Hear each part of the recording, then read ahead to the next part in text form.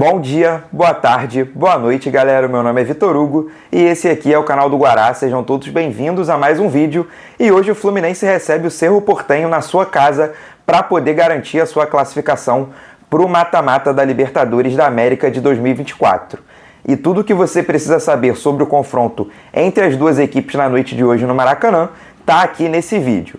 Sem muito mais enrolação, já vou pedindo para que você deixe o seu like aqui embaixo, que você se inscreva aqui no canal do Guará, caso você não seja inscrito. Te lembro que a nossa meta é chegar aos 1000 inscritos até o final do ano. Então, cada inscrição aqui no canal é super importante para a gente poder chegar nessa meta. Faltam menos de 300 inscritos para a gente poder bater essa meta de 1000 e chegar no grande objetivo no canal do Guará no ano de 2024.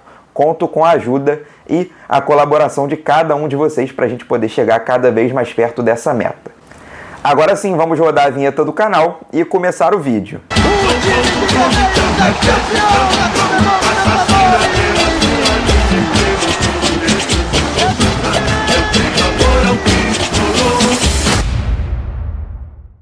Lá na terceira rodada, nós fomos até o Paraguai e voltamos com um empate sem gols na bagagem. Um 0-0 que manteve uma escrita do Fluminense com o Cerro Porteño, já que o Cerro nunca venceu uma partida do tricolor. Já são 6 confrontos, com 4 vitórias do Fluminense e 2 empates. Um ponto importante aqui no palco do jogo de hoje, no Jornalista Mário Filho, o nosso Maracanã, a nossa casa, o Fluminense tem 2 confrontos contra o Cerro e 2 vitórias. Agora falando da última e a quarta rodada da fase de grupos da Libertadores da América, o Fluminense venceu o Colo-Colo no Chile e aumentou a sua sequência invicta na competição. Agora são 12 jogos invictos, com 7 vitórias e 5 empates. O Fluminense busca na noite de hoje o 13º jogo invicto na Libertadores e espero que sim consiga essa invencibilidade, que aumente essa contagem principalmente de 7 para 8 esse número de vitórias dentro dos 13 jogos que serão ao final da noite de hoje. Até porque se o Fluminense venceu o Cerro Porteño, ele não só assegura a classificação para o mata-mata da Libertadores da América, mas também assegura a liderança do Grupo A. Além da importância de vencer o Cerro Porteño, garantir a classificação e liderança do Grupo A, também é de suma importância emendar a terceira vitória seguida na Libertadores de 2024 e vencer o Alianza Lima na última rodada no Maracanã.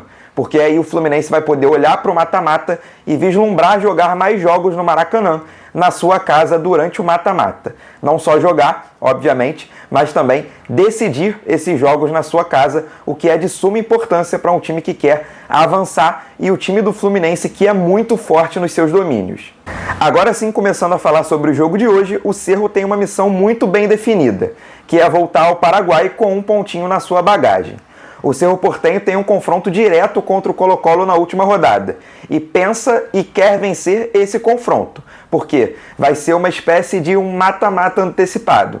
O Cerro Porteño vai jogar no seu mando de campo, precisando vencer o Colo-Colo para poder garantir a sua classificação em um jogo único.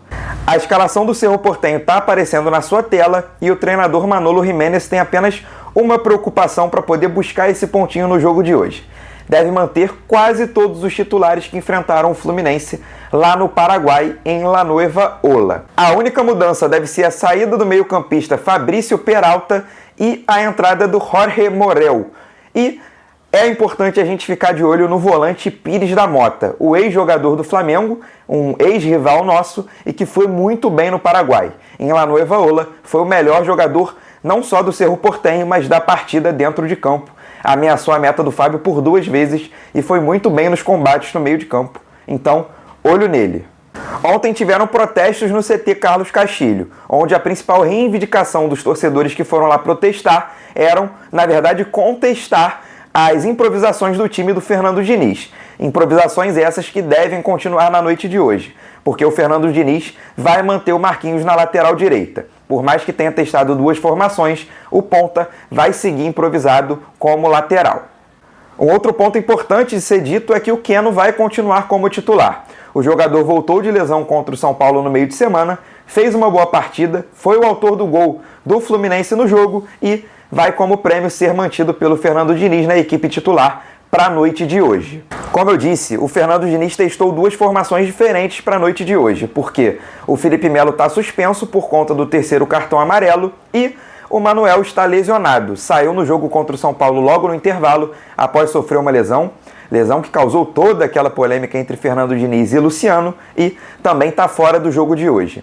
Ou melhor, o Fluminense está sem a sua zaga titular para enfrentar o Cerro Porteño nessa noite. E as duas soluções do Diniz foram as seguintes. A primeira delas, fazer o arroz com feijão, colocar Antônio Carlos e Felipe Andrade para fazer a zaga, com a volta do Paulo Henrique Ganso para o meio-campo e o meio com Martinelli, Lima e Paulo Henrique Ganso.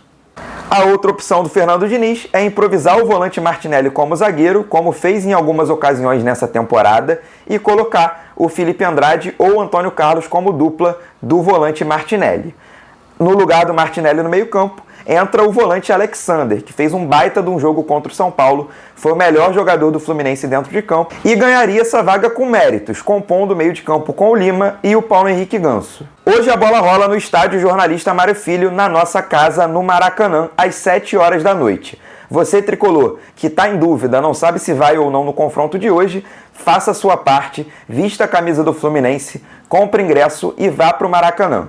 Já tem cerca de 40 mil ingressos vendidos, ainda tem cerca de 20 mil ingressos disponíveis para a torcida do Fluminense e apoiar o tricolor no Maraca hoje. Então faça a sua parte, se você tiver tempo e dinheiro, disponibilidade para poder estar no Maracanã hoje.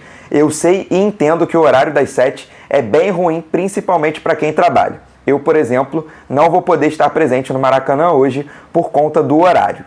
E para você que, assim como eu, vai estar trabalhando, não vai poder estar no Maracanã, ou você que mora longe do Rio de Janeiro, ou tem algum outro tipo de compromisso, a transmissão dessa vez é nas mãos da ESPN e do aplicativo Star Plus. Fiquem ligadinhos no jogo do Flu. O comandante do apito na noite de hoje é o Darmian Herrera, um árbitro argentino com quem o Fluminense não tem nenhuma derrota no seu currículo. São 3 jogos apitados do Fluminense, com 2 vitórias do tricolor e 1 empate. Ele, inclusive, foi quem apitou o Fluminense Internacional no Maracanã. É esse empate que tem no retrospecto dele e do Fluminense. E se você lembrar daquele empate, o Samuel Xavier foi expulso bem do injustamente. Mas assim, bem injustamente mesmo. Porque não é ele quem faz a falta. Ele é pisado pelo jogador do Internacional que vai ao chão e toma o segundo cartão amarelo e acaba sendo expulso. Uma expulsão injusta. Vamos ficar espertos e uma boa sorte para o árbitro no comando do apito na noite de hoje. E toda a sorte do mundo também aos nossos guerreiros, que até o dia 1º de junho vão estar focados 100% nas Copas, nos 2 confrontos que tem pela frente na Libertadores da América e no jogo de volta contra o Sampaio Corrêa pela Copa do Brasil, porque o Campeonato Brasileiro foi oficialmente paralisado, as próximas 2 rodadas não vão acontecer. Então o confronto do Fluminense contra o Juventude e o confronto do Fluminense contra o Botafogo não vão acontecer nas próximas semanas. Ou melhor, o Fluminense vai seguir na zona do rebaixamento, pelo menos até o dia 1º de junho. Parabéns aos clubes que foram a favor da paralisação, porque o momento realmente não é de se pensar no futebol. É de se pensar nas vítimas da catástrofe ambiental que ocorreu no Rio Grande do Sul e pensar em como os 3 clubes do Rio Grande do Sul e do Estado vão poder ter sequência nessa temporada sem atrapalhar a isonomia da competição, no caso das competições. Então, parabéns aos clubes por terem votado a favor da paralisação, que é super importante nesse momento. E agora eu vou começando a me despedir de você e agradecendo pela companhia em mais um vídeo. Eu peço para que você, caso não tenha deixado o like lá no início do vídeo, é o momento perfeito para você clicar no botãozinho de gostei aqui embaixo. Que você se inscreva aqui no canal do Guará, caso você não seja inscrito.